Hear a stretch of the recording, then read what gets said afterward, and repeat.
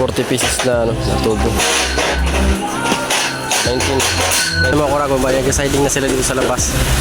So labas na tayo, nag-umpisa naman.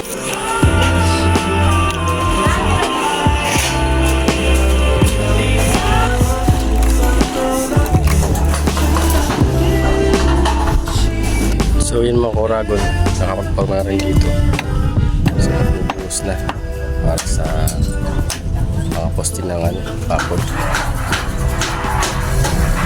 Napasigat na lang natin sa mixer. Nagkahalo na yung mixer para buhusan na yung ating bakod. So pag nabuhusan na itong mga bakod na yan, mga poste, so stop na muna yan dyan. Mahuli naman natin yung papalitada.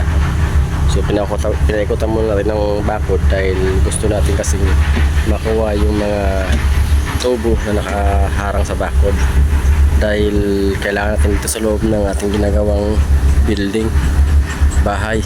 So kaya pinapakura muna natin para magamit natin. So mahuli naman yan kapag plastering na. Ayan.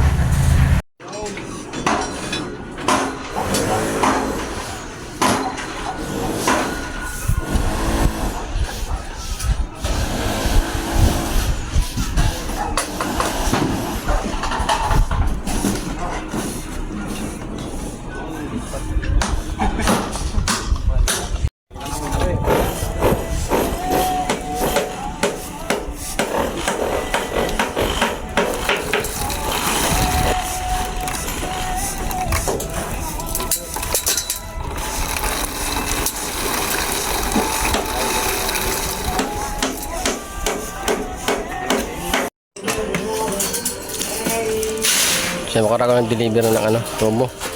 So makakontinue na natin itong ginagawa natin dito sa labas na iris. Makakontinue na natin.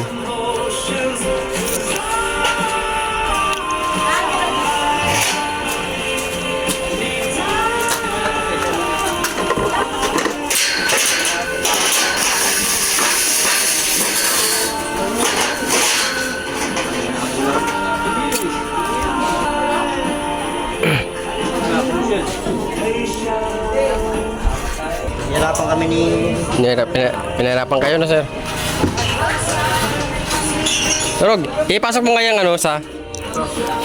ditong para di sila mahirapan mag sa ilalim. Okay na, sige.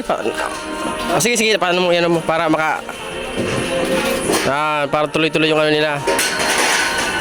Tama mo na. O, diba? Yan. Deliver.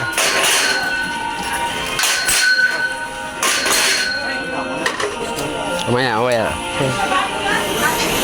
Hindi ako yun. Hindi dito. So ito yung deliver mga oragon. 40 pieces na na tubo. 19,600 yung binayaran. Pa!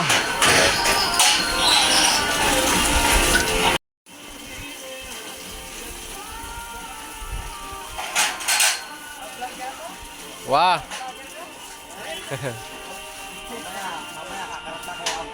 Wah.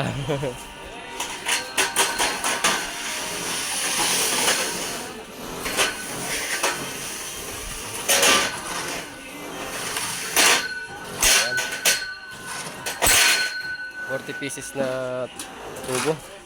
So makakontinue natin yung ginagawa natin.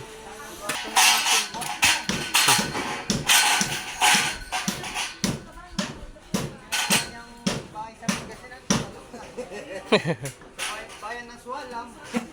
Sawal. Okay. So yun mga kurang, may nag-deliver ng tubo bike pupunta pa dito para sa ready mix. So papakompute natin kung magkano yung sa ready mix. Buhos dito sa slab. Buhusan.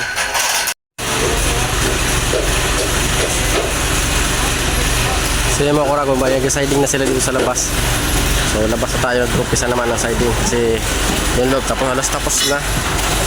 So tayo, siding na lang. Siding naman yung sinusundan na. So dito yun, no?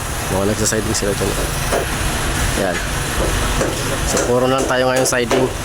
So pagkatapos ng siding, so dito naman tayo sa sa terrace. Tapos garahe.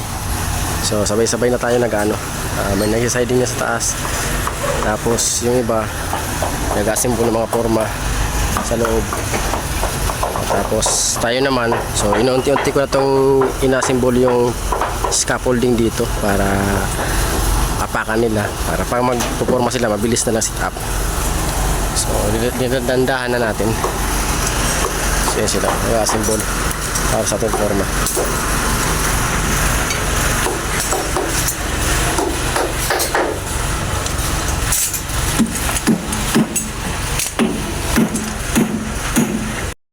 Si GR.